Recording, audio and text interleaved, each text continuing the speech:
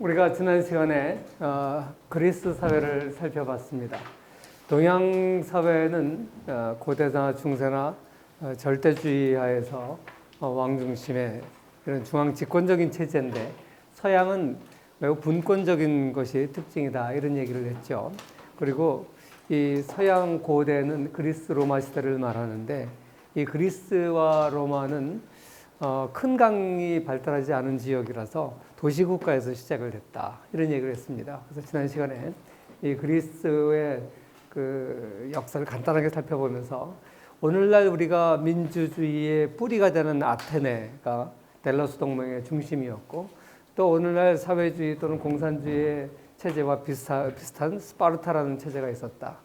이 수천 년 전이지만 이미 오늘날 지구상에 존재하는 중요한 두 체제의 원형, 뿌리가 그리스에서 이미 나타났다, 이런 얘기를 했습니다. 오늘은 이제 로마 시대에 대해서 얘기를 하는데, 로마도 역시 그리스 도시국가들처럼 도시국가에서 출발을 합니다. 조그만 도시 로마에서 시작해서 하나의 큰 제국을 이루게 되는데, 아무래도 이제 로마는 좀 지배했던 기간이 워낙 길기 때문에 한 두 번에 걸쳐서 나눠서 얘기해야 될 것 같습니다. 이 로마는 세 가지 의미가 있어요. 하나는 도시로서의 로마가 있어요. 로마 도시가 있죠. 그 다음에 그 도시, 이태리 반도 자체가 로마 전체가 지배하던 시대가 있어요. 이태리 반도를 통일한 로마.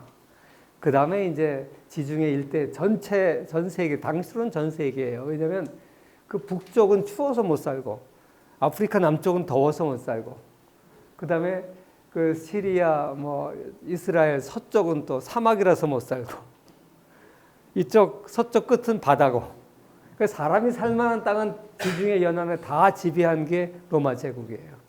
그래서 대제국으로서의 로마, 이 세 가지 형태가 있는데, 오늘은 그 로마에 대해서 공부를 하겠습니다. 먼저 도시 로마, 우리나라로 치면 서울과 같은 수도 로마. 이 로마는 7개의 언덕 위에 세워진 도시라고 그래요. 나도 로마를 몇 번 가봤는데, 이걸 알기 전에는 우리나라처럼 언덕이 있나 보다 그랬어요. 근데 이 책을 읽고 나니까, 로마가 이게 7개 언덕 위에 세워진 도시구나. 가장 유명한 게 카피톨리노 언덕이죠. 그래서 이런 걸 알고 로마를 보면 또 달라요. 그래서 같은 곳을 가더라도 알고 가면 아는 것만큼 보여요. 그래서 내가 여러분들한테 꼭 권장하고 싶은 게, 이제 사회 취직하기 전에 학생 신분일 때는 방학이라는 게 있잖아요. 이 방학을 잘 활용해야 돼요. 물론 방학 때 열심히 공부하자 이래도 되겠지만, 공부는 평상시에 날씨 좋을 때 하시고, 방학 때는 여행을 많이 다니는 게 좋아요.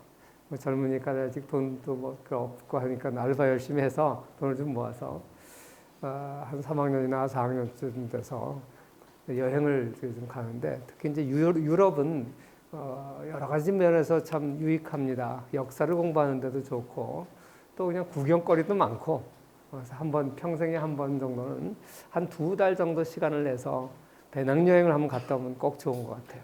그런데 전제 조건이 뭐냐? 그 전에 책을 좀 많이 읽고 가야 돼요.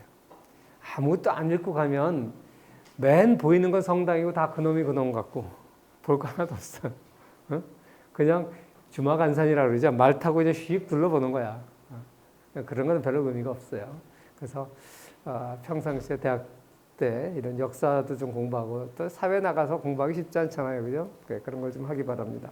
아무튼 이 로마, 여러분들 이제 유럽 여행 가면 이제 가장 볼거리가 많은 곳이 로마죠. 그래서 로마를 볼 때 어떤 사람들은 로마부터 보라는 사람이 있고, 어떤 사람은 로마를 마지막에 보라 그러는 사람이 있어요. 왜? 로마를 보고 나면 다른 게 시시해. 그러니까 마지막에 보라 그러는 거고, 또 로마부터 보라는 거는 시시한 데 가서 너무 시간 끌지 말고 우선 괜찮은 거 좀 보고, 나머지는 이제 제한적이니까 특징적인 것만 봐라, 이런 말이 있는데, 일장일단이 다 있는 것 같습니다. 아무튼 이 로마에 대해서 얘기를 할 건데, 여러분들이 만약에 이제 로마를 구경하러 가려면, 제 생각에는 이 시오노 나나미의 로마인 이야기가 가장 그 흥행에 성공한 책인 것 같아요. 보통 역사책들이 그렇게, 역사를 좋아하는 사람들은 역사책을 참 좋아하는데, 흥행에는 별로 성공하기 힘든데 이 시오노 나나미라는 이태리인하고 결혼한 일본 여자죠. 이 사람이 정식 역사가도 아니에요. 그런데 이 책이 참 히트를 쳤죠. 이것뿐만이 아니라 시오노 나나미는 참 여러 가지 역사서를 썼습니다. 베네치아 역사서도 쓰고 뭐 지중해 관련된 굉장히 많은 역사서를 쓴 사람인데, 그래서 정통 역사가들은 굉장히 비판하는데 뭐 여러 가지 짜깁기 하고 자기 나름대로 뭐 이렇게 주장했지만 아무래도 학자가 아니니까 학설이 이제 좀 빈약하죠. 그래서 비판을 많이 받긴 하는데, 내가 볼 때 일반인들한테는 참 흥미있게 재미있게 술술술 넘어가는, 그러면서 교양 수준에서는 괜찮은 것 같아요. 그래서 한번 권하고 싶은데, 이걸 이제 읽으면 여러분들이 이제 로마나 이태리 쪽에 여행을 갈 때 도움이 많이 될 거예요. 그래서 이 로마가 어떻게 건국됐냐, 이건 뭐 전설 시대가 있습니다. 이건 뭐 전설이니까 이렇게 중요한 건 아니고, 인간과 신 사이에 난 그 아이네이아스가 트로이 전쟁에서도 영화에도 보면 잠깐 나옵니다. 나와서 오다가 어디죠? 지중해 어디 뭐죠? 거기서 이제 한 7년간 살다가 이제 이태리 반도 로마에 가가지고 거기서 로물루스 형제를 낳고 뭐 이런 전설적인 얘기가 있는데, 이건 그렇게 중요한 건 아닌 것 같고, 이 로마에 이제 왕 시대가 있고 공화정 시대가 있고 황제 시대가 있어요. 그래서 이 도시국가 로마가 어떻게 이태리 반도를 통일하게 되는가. 그리고 이제 초기 7왕 시대가 있는데 이러한 이야기부터 시작을 하도록 하겠습니다. 그래서 로마가 BC 753년에 건국됐다 그러는데, 이것은 뭐 전설적인 얘기예요. 그때부터 BC 270년에 이태리 반도를 통일할 때까지 477년의 역사. 이때는 주로 이제 왕정이었어요. 노물루스가 뭐 늑대의 젖을 먹고 자랐다 그랬죠. 노물루스 형제가. 근데 그건 전설적인 얘기지만, 아무튼 이 7왕조, 7대 왕의 얘기는 어떤 사람은 이건 전설이다 이런 사람도 있고, 뭐 근거가 좀 있다 그런 사람도 있고, 정확한 건 잘 모르겠어요. 아무튼 이 7왕의 왕정 시대가 있는데, 이 로마의 특징, 로마가 어떻게 해서 세계적인 대제국을 건설했느냐, 이건 역사가들의 굉장한 관심거리예요. 그죠? 처음에 시작할 때는 그리스보다 뒤쳐져서, 그 다음에 그리스에 비해서는 상거래를 하기엔 불리한 위치에 이태리 반도의 중간 허리 부분에 있어요. 그리고 그 주변에 여러 나라들이 있었는데 어떻게 로마가 이태리 반도를 통일하고, 그리고 카르타고라고 하는, 아까 참 로물루스가 아이네이아스가 7년간 거래했던 게 카르타고예요. 카르타고라는 거대한 지중해 세력이 있었어요. 그런데 어떻게 그 카르타고를 제압하고 지중해 패자가 되고, 그리고 아시아의 여러 나라들을 다 정복하면서 이렇게 어마어마한 대제국을 건설했을까? 여기에 대해서 여러 가지 이제 학설이 있는데, 그 중에 가장 이제 대부분의 사람들이 인정하는 게 뭐냐면 로마의 관용 정신이에요. 로마의 관용 정신. 지난 시간에 페르시아의 관용에 대해서 얘기를 했죠. 크세르크세스 왕이 페르시아를 관용의 나라다. 여러 이방 나라들의 종교를 다 인정하는 관용의 나라다. 그런데 로마도 마찬가지예요. 종교 면에서 다신론 국가고 굉장히 관용했고, 뿐만 아니라 정치적으로도 굉장히 관용했어요. 그런데 이 정치적으로 관용한 모습을 이 초대 7왕의 역사에도 보면 나타나고 있어요. 이렇게 초대는 아직 공화정에 들어가기 전에는 왕이 지배하는 이제 시대였고, 그 다음에 원로원이라고 하는 귀족들이 이제 일부 있었고, 그 다음에 나머지 국민들은 민회를 구성하고 있었는데, 나중에 사실 이 오늘날 정치를 보면 이 원로원이 상원에 해당하고 민회가 하원에 해당하는 거예요. 오늘날의 이제 정치가 그렇게 나중에 발전을 하죠. 그래서 아무튼 이 왕정 시대를 보면 이 로마 시대의 관용에 대해서 이 전설이라고 하는 이 7왕조 시대에 이미 나타나기 시작하는데, 그게 뭐냐면 패자를 자신에게 동화시키기 위해서 동등한 대우를 해주는 거예요. 뭐 이거 인간 깡패 사회도 마찬가지고 보스라는 것이 있기 마련인데, 그 부하를 덕으로 대할 것이냐 힘으로 대할 것이냐. 근데 이 로마는 굉장히 덕으로 패자를 동화시키는 독특한 정책을 가지고 있어요. 어떻게 알 수 있냐면 2대 왕을 사비니족의 누마 왕이라고, 그러니까 여러 종족들이 이제 이태리 반도에 흩어져 사는데 조금씩 힘센 곳이 옆에를 복속을 하잖아요. 근데 바로 아무런 지지 세력도 없는 이방인인 누바 왕을 그냥 다음 차기 왕은 네가 해라. 양보를 하는 거예요. 양보를. 그러니까 이게 하나의 전통이 되는 거예요. 전통이. 그래서 누마 왕도 굉장히 겸손한 왕이에요. 그리고 굉장히 근검절약하는 뭐 아주 사치를 모르는 그런 왕이에요. 그 다음에 그 4대 왕은 또 이 누마 왕의 외손자를 세워요. 그러니까 그 3대 왕은 나 여기 적어놓지 않아서 이름은 기억 못하는데 3대 왕도 또 다른 종족을 세우고, 그러니까 그 3대 왕은 또 그 전에 자기를 세워준 왕의 외손자를 또 왕으로 세워주고, 그러고 나서 이제 에투루리아라는 옆에 이제 그 종족이 살았는데, 에투루리아는 특징이 뭐냐면 건설을 잘해요. 건설에 굉장히 앞서갖고 있었던 종족인데, 그 에투루리아계의 타르퀴니우스 프리스쿠스, 이 사람이 부자였는데, 그 굉장히 부자였는데 자기 전 재산을 가지고 전 식소를 끌고 이민을 와요. 그러니까 이 사람이 세도 가니까 로마가 그 다음 왕을 이 사람을 세워요. 바로 옆에서 이민 온 사람을 왕으로 세워요. 그리고 타르퀴니우스 프리스쿠스, 이 사람이 또 어떤 사람이냐면 자기 양자를 또 왕을 세워요. 근데 그 양자가 노예 출신이라는 말이 있어요. 근데 당시에 노예라는 것은 뭐 사회가 혼란스러워서 그 귀한 사람도 나라를 뺏기면 노예가 되기도 하고 하는 거니까, 노예라고 해서 반드시 뭐 조성대로 천한 사람은 아닐 수 있어요. 근데 아무튼 어릴 때 이 사람을 발탁해서 똑똑하니까 아들하고 같이 키워서 아들한테 왕위를 주지 않고 자기 딸하고 결혼시켜서 사위한테 왕위를 물려줘.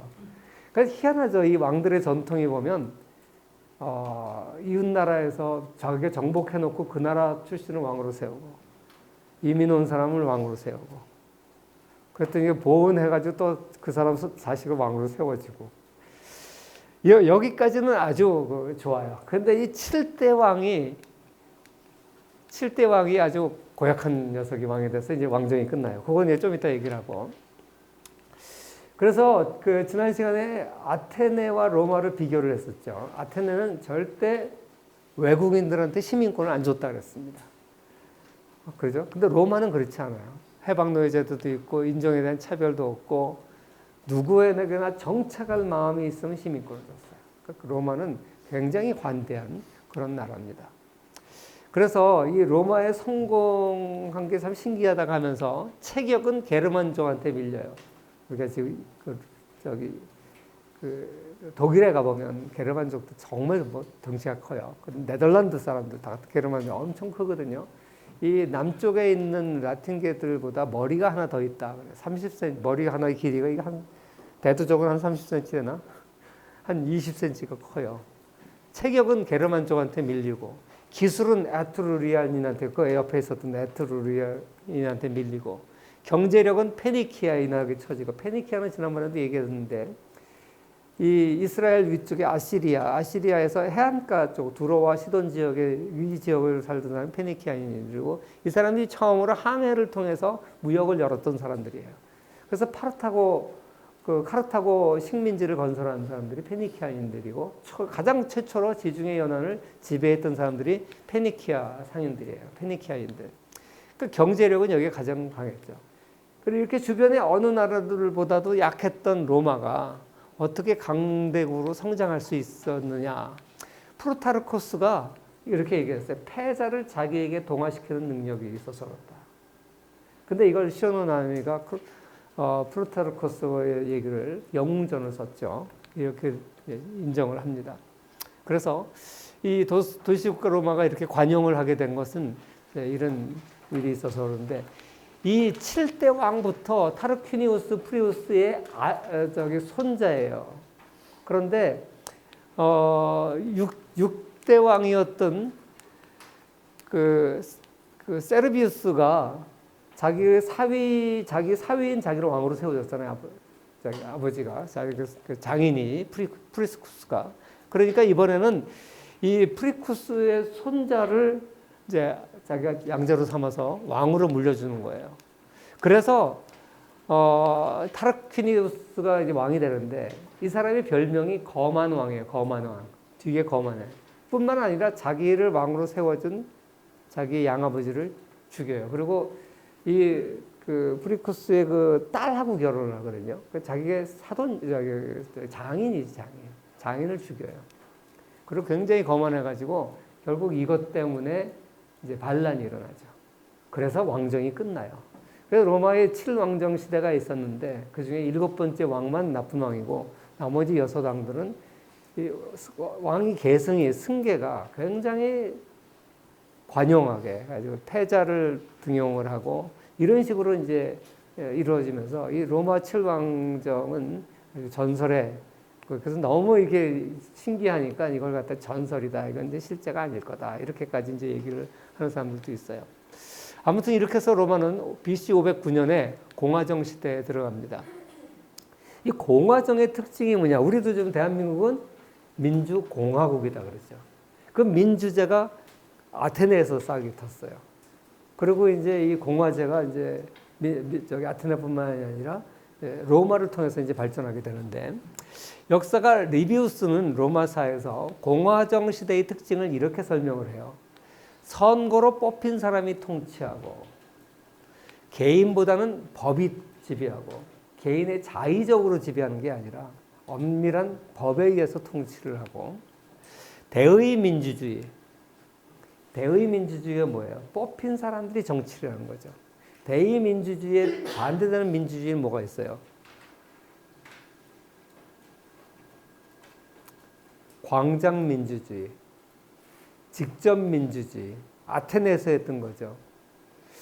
이 직접 민주주의는요, 이 큰 사회에서는 할 수가 없어.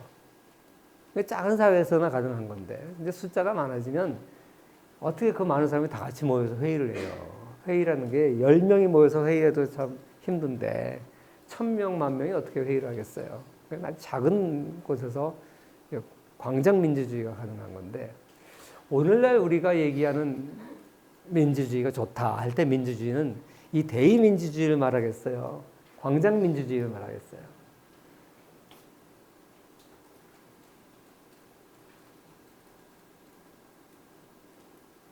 여러분들은 많은 사람들이 이게 헷갈려. 직접 사람들이 모여서 회의하면 좋은 거 아니야? 광장 민주주의가 좋다라고 생각하는데 그렇지 않아요. 광장 민주주의는 선동될 수가 있어요. 목소리 크고 웅변 잘하고 그런 사람들이 선동될 수가 있어요. 히틀러가 그랬고 숙고를 못해요. 거기서 한쪽에서 와 떠들어 버리면 아무리 올바른 얘기를 해도 들리지가 않아. 그래서 더 성숙한 민주주의는 광장 민주주의가 아니라 직접 민주주의가 아니라 간접 민주주의, 즉 대의 민주주의예요. 대의 민주주의에 뽑힌 사람들이 나오는 거죠.